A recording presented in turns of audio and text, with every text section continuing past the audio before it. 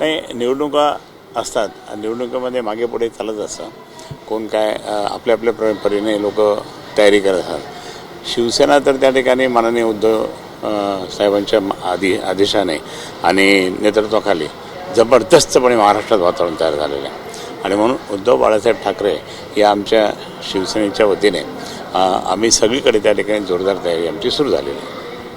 बरं, खरे साहेब, तुम्ही या ठिकाणी जी तयारी करताय, तुमचा जो पॅटर्न आहे तो काहीसा वेगळा आहे, सर्वांना माहिती आहे तो. मात्र त्या विरोधामध्ये महायुतीचा उमेदवार कोण असेल हा प्रश्न अजूनही नाही, गोलदस्त्यात आहे. आपण एक असं समजूया की आपला विरोधक खूप मोठा स्ट्रॉंग आहे आणि त्याला आपल्याला पाडायचं आहे.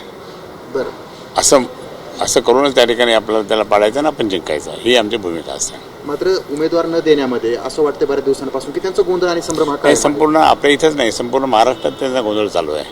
आणि अशा गोंधळात त्यांना कळलेलं आहे. आता आमची कन्या ती भावना गवळी, ती तर आता रडत बसली असेल.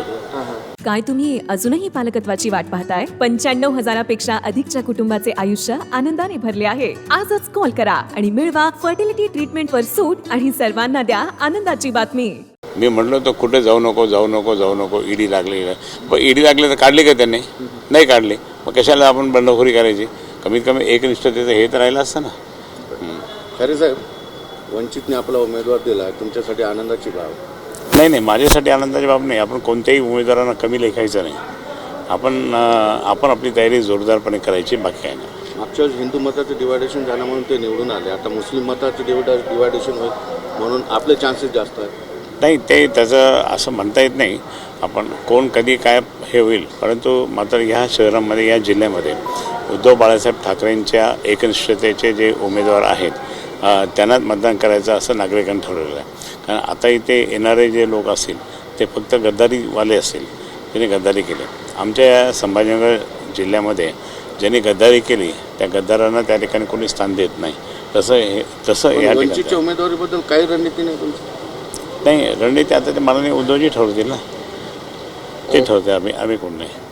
खरे साहेब, जो गोंधळ कायम आहे ती ठाकरे यांची ताकद जास्त असल्या कारणाने, त्यांचे उमेदवार स्ट्रॉंग असल्या नाही, संपूर्ण महाराष्ट्रात फक्त एकच नाव आहे सध्या, माननीय उद्धवजी बाळासाहेब ठाकरे. त्यामुळे यांचा संभ्रम यामुळे कायम आहे की यांच्या विरोधात द्यावं कोण, की एवढे पॉवरफुल आहे असं म्हणता येईल का?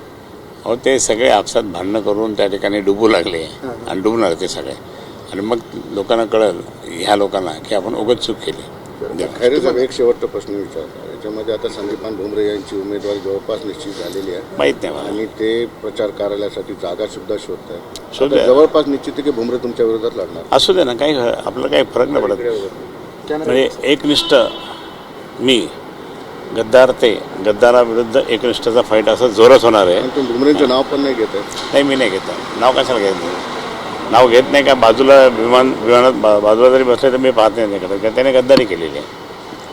शिंदे गटाला काही ठिकाणी उमेदवार बदलावं लागले, याकडे आपण कशी बघतो? नाही, ते त्यांचं अजूनही खूप काय होणार आहे.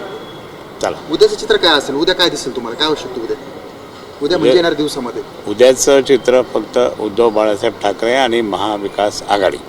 ओके.